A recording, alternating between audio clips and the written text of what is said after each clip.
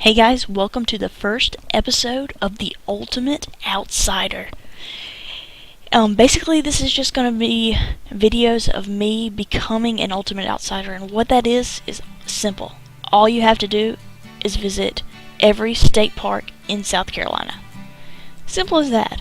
However, there are 47 of them, and I'm going to try and accomplish this in 1 year. So it might be a little tough for me, but we'll see how that goes. This first park here is called Sadlers Creek State Park, and it's the closest one to me, just 20 minutes from my house. Now they do have all these parks classified from mountains to midlands to beach areas, so this is a mountains area.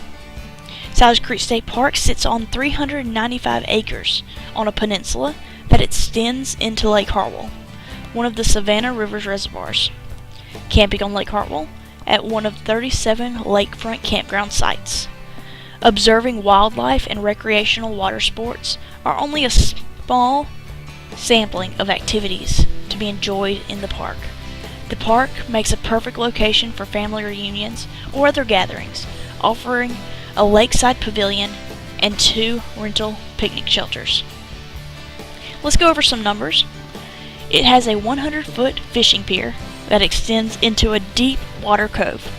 Having said that, I believe last I looked, our water on Lake Hartwell is 10 foot below. So that water is going to seem a little bit lower than it normally does.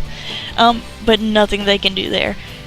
Also, it has 2 boat ramps that provides private boat access to the 56,000 acre Lake Hartwell. It's a big lake, guys. One of those boat ramps that I saw was closed due to how low the water was. There are 52 standard campsites for RVs or tents. There are 14 sites strictly for tent camping. There are 5 organized youth group camping areas that accommodate 30 to 50 youth. 6 miles of biking and walking trails. But if you're not feeling that adventurous, they've also got a 0.3 mile nature trail. It is completely paved and perfect for younger children. My 2-year-old did it just fine, and she thoroughly enjoyed it.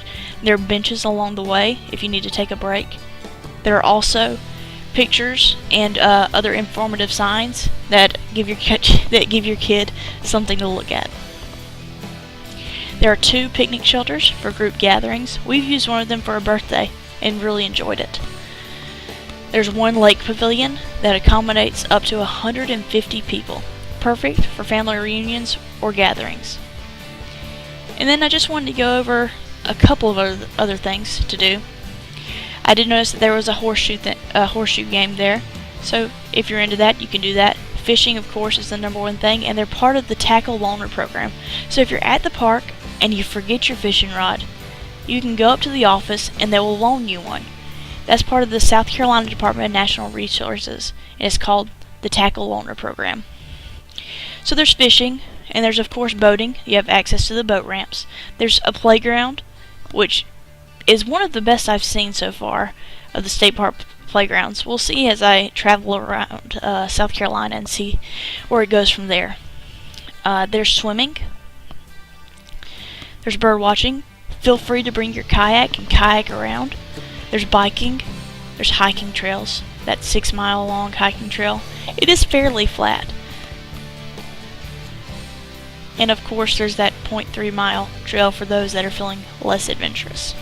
There's also geocaching there. So if you're into looking for that, they've got some there. And that about covers all of the information that I've got there. Their hours are 6 to 9 daily, and their office is open from 4 to 5. If you want to get their stamp to be a part of the Ultimate Outsider, it is located across from the door to the state park office at the pavilion.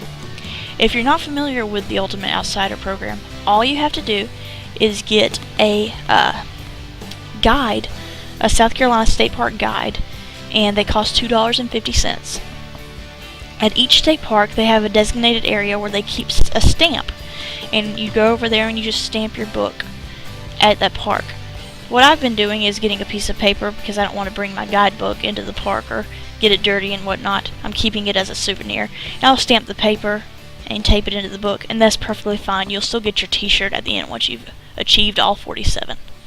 To get into the park, it does cost $2. I also did some metal detecting at the park, as you can see here. Didn't find a whole lot. It is a very popular place for those that have metal detectors. So keep that in mind if you don't find much. There's been quite a few people to pick over it. I hope you guys enjoyed the video, enjoy watching the rest of it, and have a blessed day. I'll catch you later.